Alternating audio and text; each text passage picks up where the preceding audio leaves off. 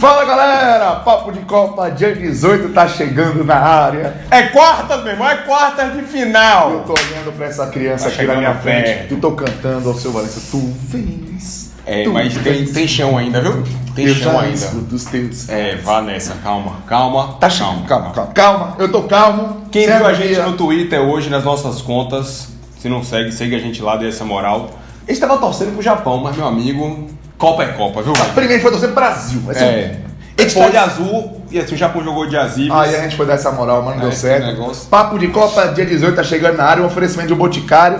E lembrando o seguinte, mais cuidados, mais conquistas. Cuidado é Malbec Club. Malbec Club é o Boticário. Lembrando que na compra de 2 ou mais itens, Tem desconto, né? 15% de desconto.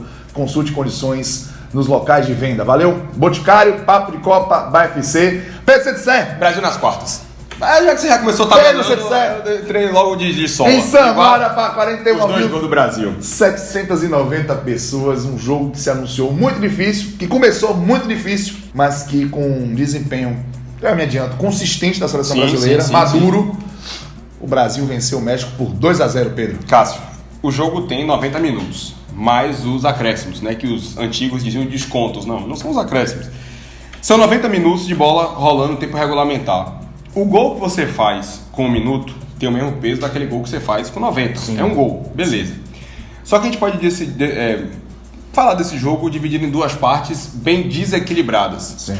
Dos minuto 0 ao minuto 20. Sim. E do minuto 21 até o minuto 90. Sim. Os primeiros 20 minutos foram do México. Ponto.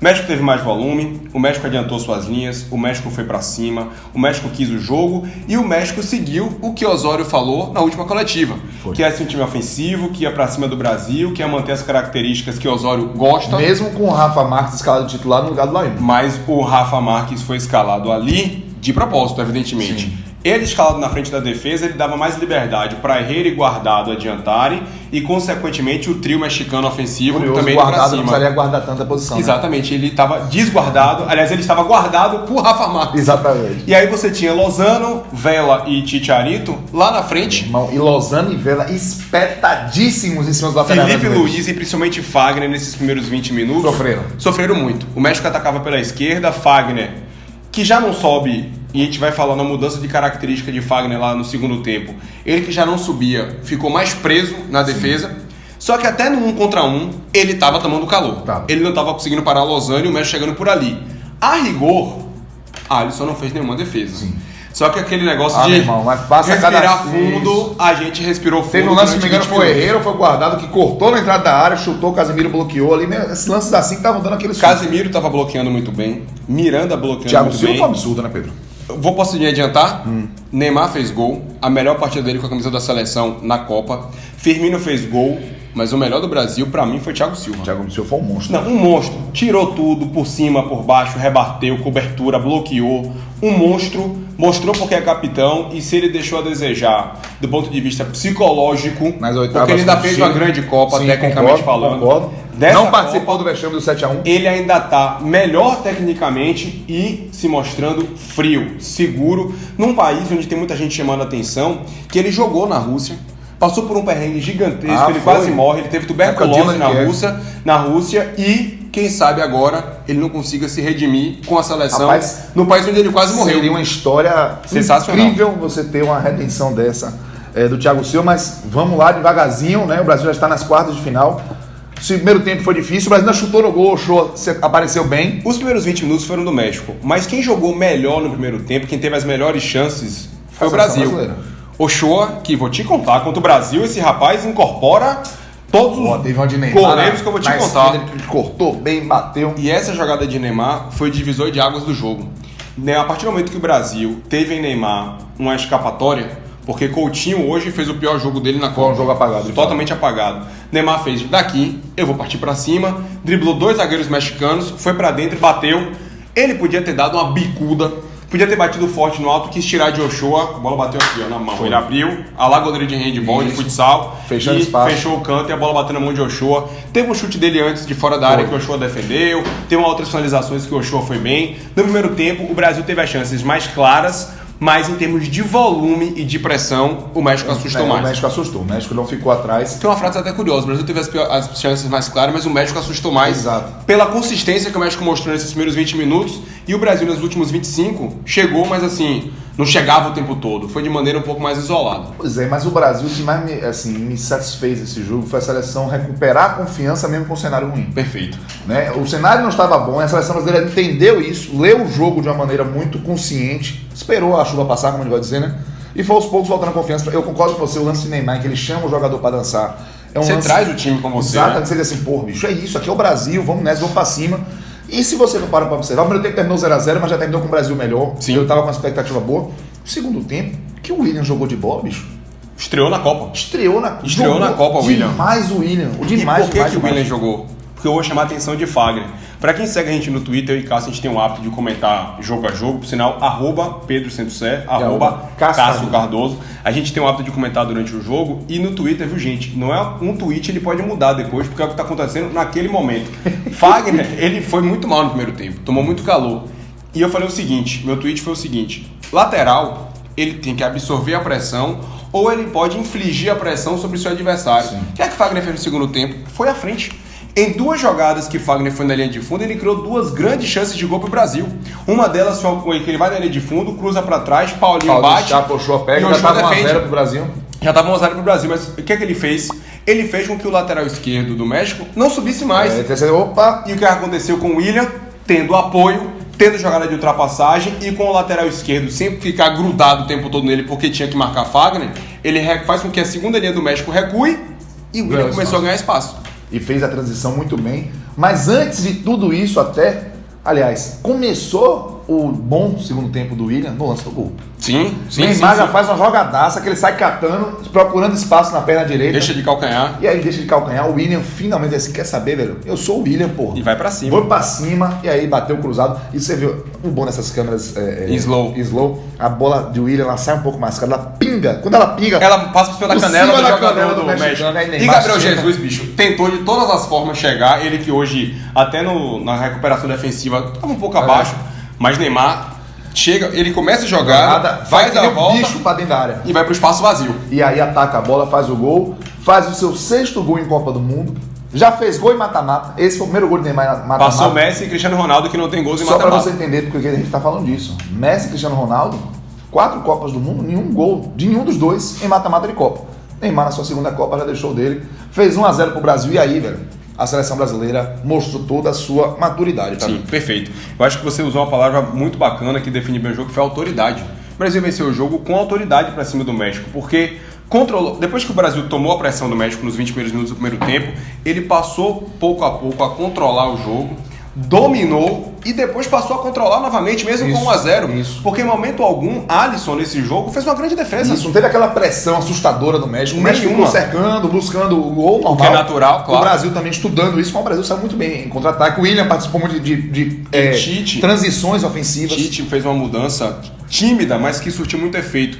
O Brasil passou de marcar de um 4-1-4-1 para um 4-4-2. E aí dificultou a saída de bola do México.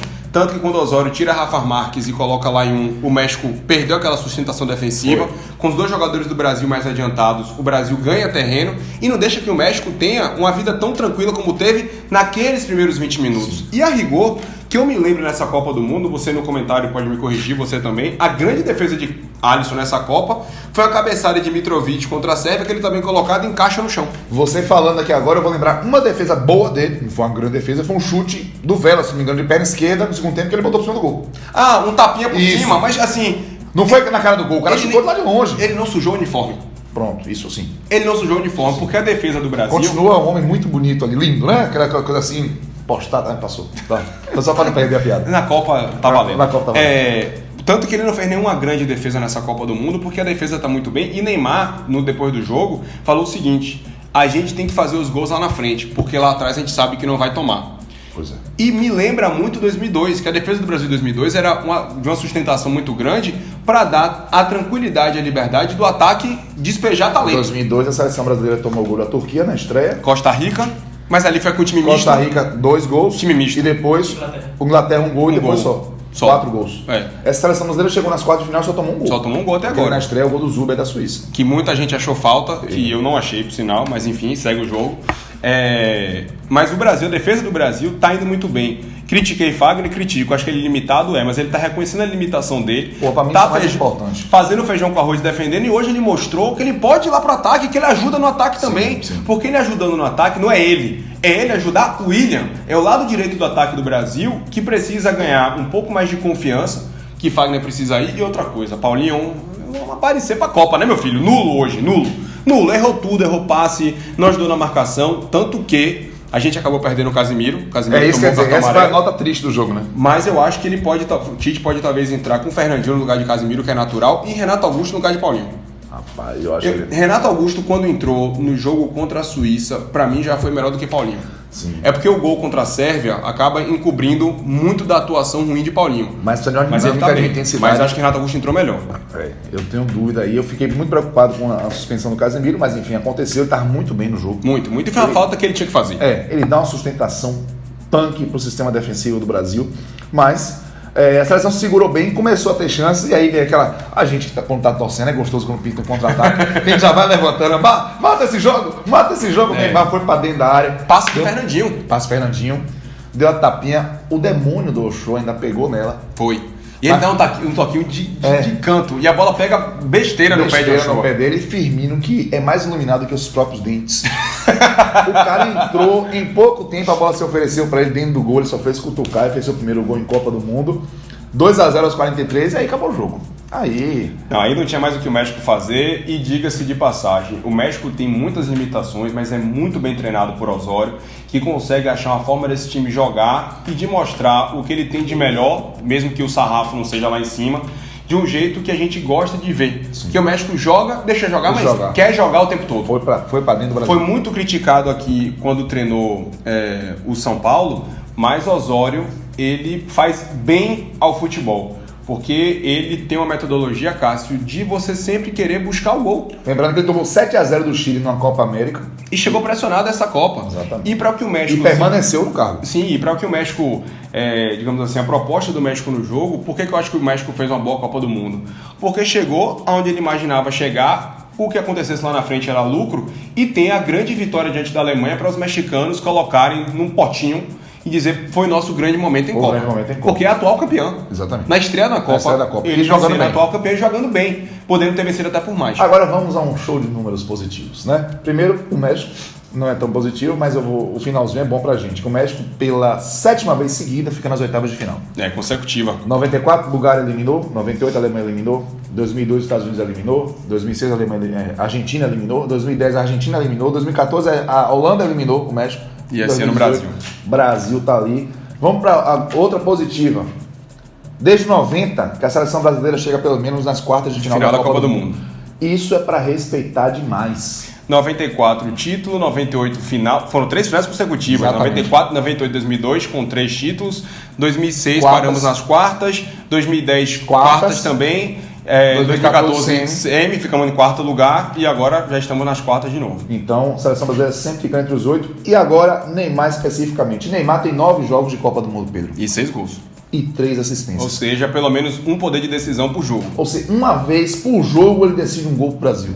Ou seja, com passe ou fazendo gol. Então, tem que respeitar também o garoto Neymar. E outra coisa, pra não passar batido, descolorir o cabelo, futebol apareceu, hein? Essa é brincadeira. É só a resenha que a gente faz com esse policiamento, vamos dizer assim. Essa patrulha né? em cima do que ele faz ou deixa de fazer com o cabelo dele. O Brasil tirou o México, a gente jogou o Astral, foi lá pra riba. Foi bom demais. E aí a gente se preparou pra acompanhar Bélgica e Japão, daquela secada gostosa. A gente tentou até esticar o olho e olha que deu certo. Mas 43.472 privilegiados acompanharam um grande jogo, muito diferente do que aquela baba que a gente imaginava quando viu o Japão se classificar nos critérios disciplinares. Sim. E a Bélgica atropelando o seu grupo, né? Sendo a melhor campanha da primeira fase. Croácia, Dinamarca, Bélgica e Japão eram jogos onde Espanha e Rússia eram onde a técnica do favorito era muito superior à técnica do outro time, né? Eles eram tecnicamente bem superiores, com perdão da redundância. De todos esses jogos, Bélgica e Japão era o que tinha a maior diferença. Concordo. Mas o que o Japão jogou no primeiro tempo Jogou hoje, em termos demais. de organização, o Hasebe, o capitão, o zagueiro, fez uma partidaça no primeiro tempo, e o Japão, dentro da sua proposta de jogo, sendo muito eficiente, conseguiu um placar favorável de 2-0, mas futebol, meu amigo, só termina quando o juiz apita, e a ótima geração belga, ela não é ótima à toa. Pois é, Pedro. 3-2 para a Bélgica, um jogão de virada. Haraguchi fez o primeiro do Japão aos 3 do segundo tempo.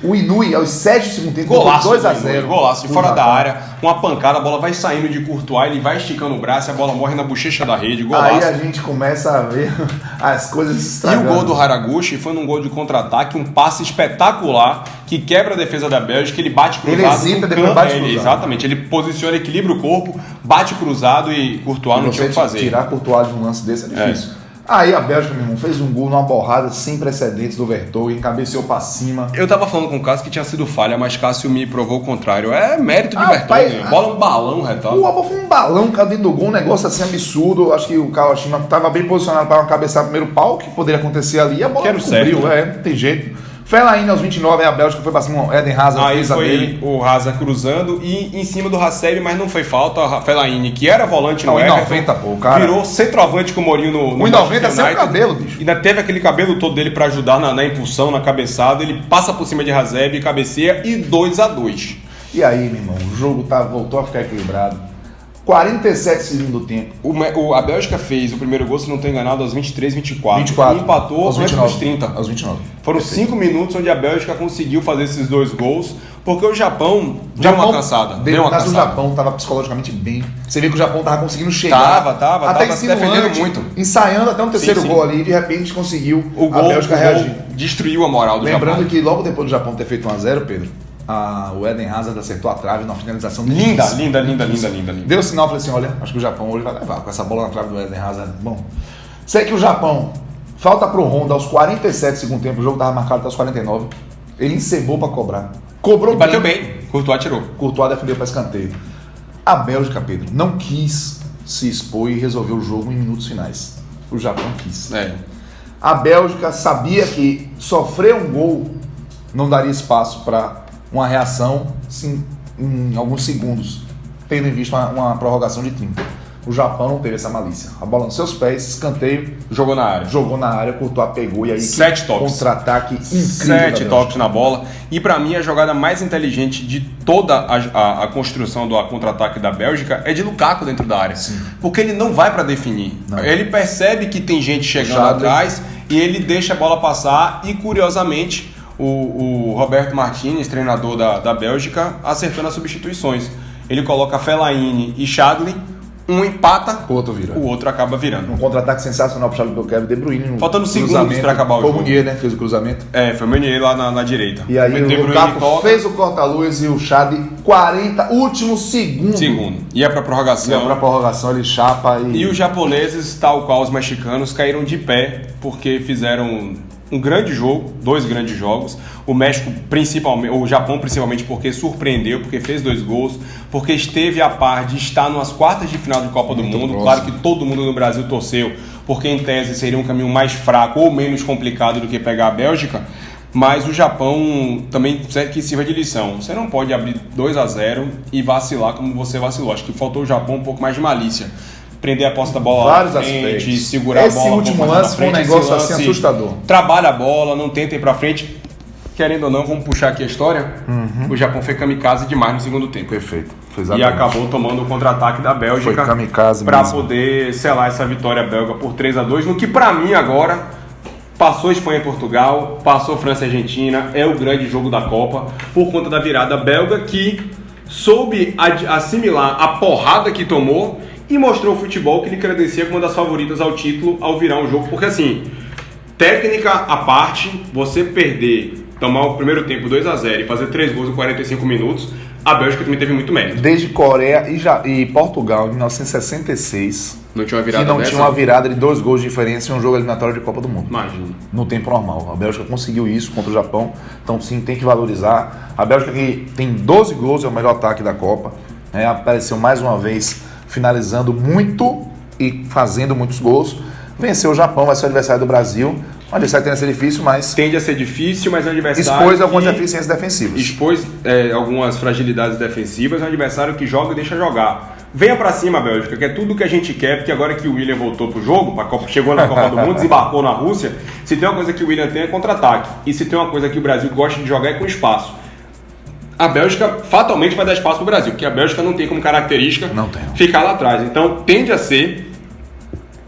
Bom, a gente tem França e Uruguai, a gente vai ter aí Rússia e Croácia, tem a possibilidade de ter Suécia e Colômbia, assim nas quartas, mas assim, ou Inglaterra, enfim. Mas tende a ser, tecnicamente falando, o principal jogo das quartas de final. Eu tô com você. E aí, meu amigo, é a arrancada para alguém ser campeão. Ou Brasil ou Bélgica, porque vai ser um jogo foda. Preparem os seus corações aí na sexta-feira, às 3 horas da tarde, porque não vai ser fácil não. Brasil e Bélgica vai ser um jogo para quem fizer por merecer. Tem que ganhar jogo grande também. Tem que ganhar jogo grande também. E Brasil e Bélgica vai ser um jogo gigantesco às 3 horas da tarde. Vai mesmo. Perdi alguns detalhes interessantes desse Bélgica sensacional 3, Japão sensacional 2. Boa. O técnico do Japão, rapaz, na coletiva pós-jogo, ele estava devastado. Eu poucas vezes vi um japonês tão abalado emocionalmente, o Akira Nishino. Rapaz, eles tentando explicar o que aconteceu. E aí o que é que faltou? Ele chegou a dizer assim, tudo. Tipo, no último momento. Acho que não faltou tudo pro Japão. Não, talvez ele tivesse ali. Você via o olhar dele, ele estava devastado. Foi um lance assim muito cruel, exatamente. Não tem dúvida. E ele, o treinador do Japão, ele foi o mesmo treinador que estava à frente da seleção japonesa na seleção olímpica do Japão em Atlanta em 96, quando venceu o Brasil por 1-0. Um time bem organizado que conseguiu surpreender o Brasil. Sim. E acabou perdendo para a Nigéria depois. Com esse dado, tô até feliz de ser a Bélgica que foi contra a gente, né? Mas assim, a última vez que o Brasil pegou o Japão, deu 4-1, né? Verdade. 2006 a fase de Mas a última vez que pegou a Bélgica foi campeão do mundo. Então que bom que tem a Bélgica. Mas essas ilações são sensacionais. Outra coisa, só ele passou batido, o Brasil venceu em um jogo de Copa do Mundo uma seleção que não começava com a letra C. Boa, sensacional. Lembrei. Boa. Não é o México, é o México. E a gente conseguiu vencer, mas voltando a falar. Em língua nenhuma, o México começa com C. Não me venha com o cirílico do russo. Que não... E o seguinte, só destacar que nas oitavas, Pedro, o único segundo lugar de grupo que passou foi a Rússia. Porque se você imaginar... Grupo B morreu na Copa do Mundo. Portugal e Espanha eliminados. Uruguai foi o primeiro do grupo. E Rússia segundo. Rússia segundo. E assim, Brasil e Bélgica hoje passaram o que todo mundo imaginava, só que com um contexto bem diferente. O Brasil sem tanto sufoco, controlando mais o jogo, e a Bélgica nessa virada incrível. Ainda sobre as oitavas. Aí vem aquela pergunta, quem chega com mais moral? Eu acho que as duas seleções chegam com muito... Em pé de igualdade. Muita motivação, dá pra dizer assim. Sim. O Brasil foi o único time que não tomou gol nas oitavas, o México o único que não fez. E a defesa da seleção brasileira já está junto com a da Croácia e com a do Uruguai, como a melhor da Copa, com um gol sofrido apenas. Lembrando que defesa ganha campeonato. Sem dúvida alguma. As estatísticas aí dos últimos Thiago campeões Silva, Miranda mostram, e Casimiro estão impecáveis. Então a esperança tá aí. Pedro Sensei, Papo de Copa, oferecimento do Boticário, Malbec Club tá aí, de cuidado e conquista. Eu quero saber o seguinte, quem fez bonito hoje para Malbec Club e Pedro Sensei? Rapaz, eu queria muito votar no Japão, mas acabou que eles estão indo embora para casa. A virada belga foi sensacional. Sensacional. Copa, é coração, é futebol bem jogado, é velocidade, é dinâmica. A virada da Bélgica foi sensacional. Foi, mas não é clubismo, não. Neymar, meu filho. Everybody loves you. Melhor jogo seu na Copa. E crescendo no momento certo. Fez o gol na jogadaça dele, do William, depois deu passo pro Firmino. Neymar, você fez bonito demais, velho. Mesmo sem aquele cabelo estiloso, viu? Pois fez até mais bonito, inclusive. Até mais bonito. Pra mim foi ele que fez bonito. E a Copa do Mundo segue, que as oitavas de final não param. Antes da gente ter 2 dias aí de descanso, ainda tem mais 2 jogos amanhã. Mas quando a gente imagina que ele tá areando os jogos do coração. Calma, ainda tem jogo pra cacete. Amanhã, às 11 da manhã, São Petersburgo. Suécia e Suíça, Pedro Sensei, bola de palpite. Lembrando que eu cravei Brasil e México 2-0. Eu botei 3-1 pro Brasil, diferença de 2 gols. E estava cravando Japão e Bélgica, eu botei 2-1 no Japão. Você é doido, né, bicho? Você botou Japão. Eu botei 3-0 Bélgica, então pelo menos acertei o placar do gol da Bélgica. Suécia e Suíça, nesse jogo de trava-língua, a Suécia tem sido um time mais chato do que a Suíça. Tende a ser um jogo bem complicado da gente assistir, onde as defesas devem falar mais alto. Mas eu acho que a Suécia mostrou mais qualidade do que a Suíça, mesmo a Suíça tendo jogadores de mais qualidade do que a Suécia. Concordo com você. A Suécia foi melhor. Minha leitura é essa aí. Tem Exatamente Xhaka, assim. tem Shaqiri, mas eu acho que da Suécia é 1-0. Eu vou de Suécia 2-1, torcer para que tenham 3 gols pelo menos nesse jogo. E às 15 horas, um jogo que tem a ser muito interessante mesmo, e que pode reservar aí o favorito a chegar na final desse lado da chave. Porque já que a gente não tem Espanha, em termos de qualidade técnica... Depois do que a Croácia deixou de fazer ontem... De vários jogadores, Inglaterra e Colômbia chegam com os times mais tecnicamente... A coisa do conjunto com a qualidade técnica bem... Eu acho que dos dois aí. Promissora, pelo menos. Exatamente. Colômbia e Inglaterra vão jogar em Moscou, no estádio Spartak, o estádio 2 de Moscou. E aí, Pedro Sensei, esse palpite é puxado, velho. É puxado pra caramba, porque a Colômbia, no jogo contra a Polônia, jogou muito bem, mas nas outras duas partidas. Contra o Japão fica difícil a gente avaliar, porque jogou 87 minutos com um homem a menos. Contra a Senegal não foi tão bem, venceu por 1-0 aquele golzinho de cabeça de Mina. E o grupo da Inglaterra... Tem que ver James Rodrigues se vai jogar, né? Passou fácil por Panamá e por Tunísia, menos a Tunísia, minto. Tunísia foi 2-1 apertado. E contra a Bélgica foi... time misto, né? Foi. Então a Inglaterra talvez esteja escondendo... Harry Kane jogou. Talvez esteja escondendo o jogo, mas... Queria votar na Colômbia, mas a razão, até porque Ramos ainda é dúvida, tá me fazendo votar na Inglaterra 2-1. Los cafeteiros. Eu quero que a Colômbia ganhe, mas... Los cafeteiros passarão. Colômbia... Irmão, Colômbia 3-1 na Inglaterra. Nossa senhora. E aí, meu irmão, choro e ranger de dentes na terra da rainha. Chutão da Copa tá aí, viu, Pedro? Pois é, tá aí, estamos nas quartas de final, ainda tem muita coisa para acontecer, então colhe com a gente, viu? www.bafc.com.br/chutão.